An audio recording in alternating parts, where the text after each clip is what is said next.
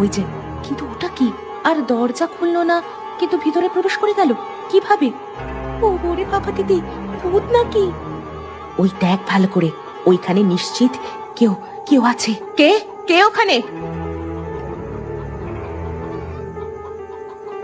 দিদি দেখো, শুধু পায়ের ছাপ। দেখছো মানুষটা কোথায়? দেখতে পাচ্ছি না কেন। ধাওয়া কর, গেটের দিকে ধাওয়া কর। নিশ্চয়ই কিছু ভেলকি জানে। চল চল, তাড়াতাড়ি চল। দিদি, এত দূরে চলে এসেছি, কোন দিকে তো কিছু বুঝতে পারছি না।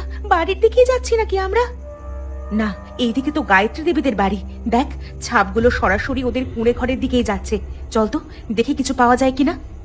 গায়ত্রী দেবী? আরে, ও তো বৃদ্ধা, কিন্তু এই ছাপ তো মনে হচ্ছে অল্প বয়সী কোনো লোকের। আর তাছাড়া তিনি এই বয়সে এত রাতে বেরোতে পারবেন? বুঝেছি, গায়ত্রী দেবীর ছেলে সিদ্ধার্থ। সে শিক্ষিত, কিন্তু কাজের বেলায় ঢেঁড়স। গ্রামের লোকমুখে শুনেছি সে নানান গবেষণা করে। তাহলে ওই অদৃশ্য হওয়ার জিনিসটা ওরই কোনো আবিষ্কার হবে? হ্যাঁ, তাই মনে হয়। কিন্তু কেন কেন ডিম চুরি করছে?